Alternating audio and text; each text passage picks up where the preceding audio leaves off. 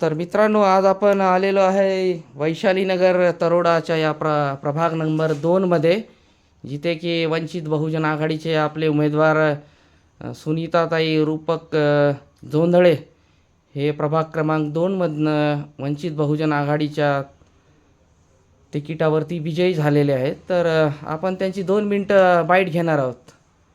तर सर्वप्रथम मॅडम, आपले खूप खूप अभिनंदन. आपण वंचित बहुजन आघाडीच्या वतीने विजयी उमेदवार ठरला. तर आपल्याला एकंदर कसं वाटतंय मग आता हे विजयी क्षण अनुभवताना? जय भीम, नमो बुद्धाय, जय संविधान. विजयी झाल्याच्या नंतर आनंद तर होणारच आहे, ठरलेलंच असते. मला फार आनंद झालेला आहे.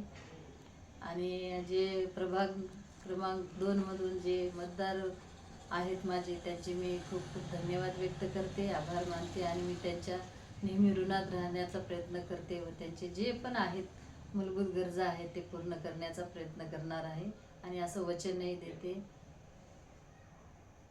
Okay okay.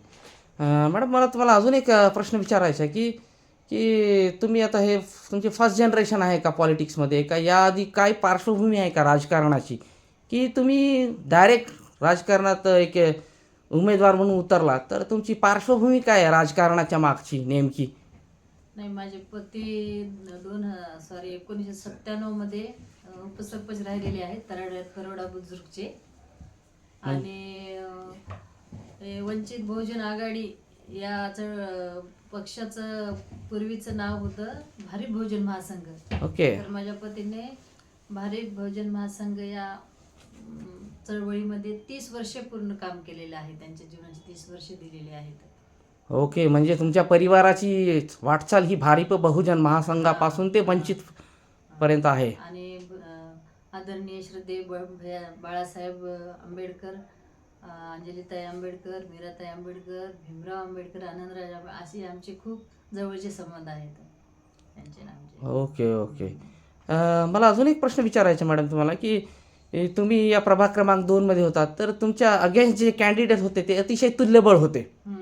म्हणजे त्यांच्याकडे रिसोर्सेस खूप होते, जसं की पैसा असेल, बाकी मोबिलायझिंग रिसोर्सेस असतील, त्यानंतर प्रचार यंत्रणा असेल. तर या सगळ्यांना तुम्ही मॅनेज करून कसं जिंकून आलात? म्हणजे तुमची ॲक्च्युली प्रचाराची नेमकी धुरा काय होती, म्हणजे तुमचं टॅगलाईन काय होती प्रचाराची, आणि तुम्ही कशा पद्धतीने प्रचार केलात म्हणजे जनसामान्यांपर्यंत पोहोचून? आमच्या प्रचाराचे टॅगलाईन होते, श्रद्धेय बाळासाहेब आंबेडकरांना कोणत्याही परिस्थितीमध्ये आपण जिंकून द्यायचं आहे आमच्या प्रभागामधून.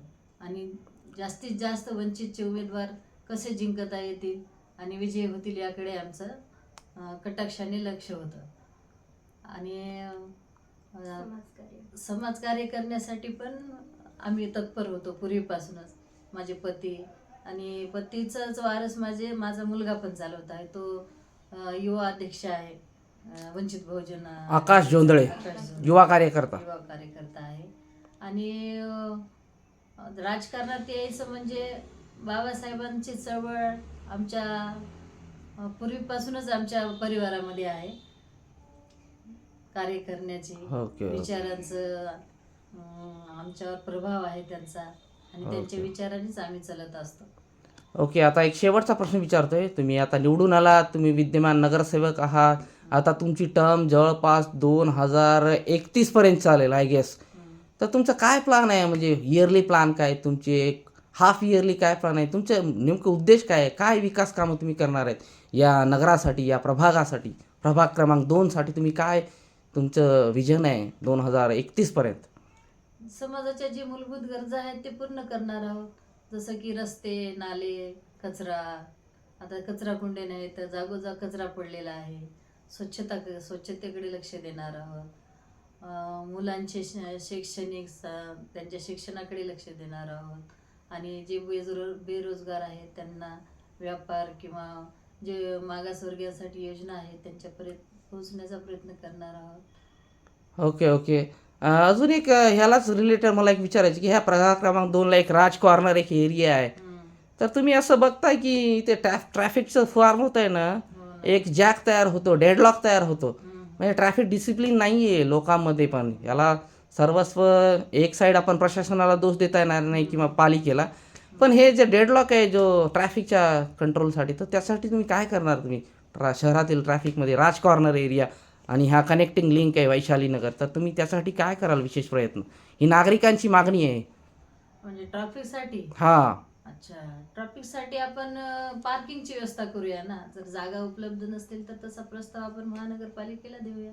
कसं आहे, रोड्स छोटे रोड्स नॅरो आहेत, तर ते रोड्स ब्रॉड कसे होतील आणि जास्तीत जास्त जागा कशी घेता येईल आणि ते मॅनेज कसं करता येईल, व्हेकल्सला मॅनेज कसं करता येईल, जी जड वाहनं असतात किंवा जे 2 व्हीलर्स असतात यांचं मॅनेजमेंट कसं होईल याचं ते डिस्कशन करतील पहिले. कारण फक्त एकाच एकच नगरसेवक नाही आहे ना, 4 जण ओके, आहेत. ओके. तर त्यांनी ते डिस्कशन केल्यानंतर मग त्यातून एक उपाय काढतील की नेमकं ते करणार कसं.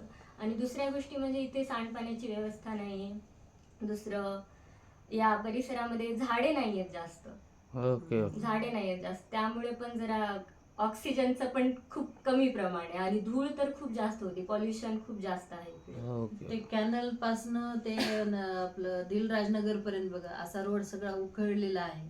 हां हां. तो ते पेंडिंग काम पण पूर्ण करण्यात येईल. Okay okay.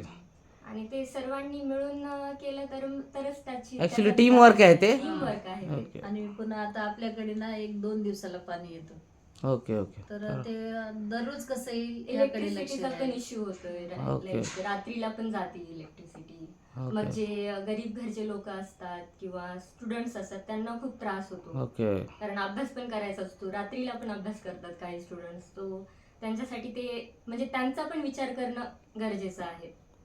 कारण हो. आपले जे स्टुडंट वर्ग आहे ते शिकला तरच आपला समाज पुढे जाईल ना, ओके ओके ओके. खूप त्यांच्यामध्ये जागरूकता येईल.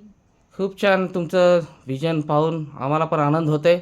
आणि असंच विशेष म्हणजे मला या प्रभागामध्ये ना ग्रंथालय काढण्याची इच्छा आहे आणि ओके. मी ते लवकरच म्हणजे तुम्ही वाचन संस्कृतीला तुम्ही प्रमोट करणार आहात थोडक्यात म्हणजे. कारण आता बाबासाहेबांनीच सांगितलेलं आहे की माझी जर चळवळ जिवंत ठेवायची असेल तर ती माझी तुम्ही पूर्ण पुस्तक वाचली पाहिजेत मला. शिक्षणच वाढण्याची खूप छान खूप छान. असंच तुमच्या कार्याला उत्तरोत्तर बळ देवो हीच एक प्रांजळ सदिच्छा व्यक्त करून धन्यवाद. जय भीम. जय संविधान.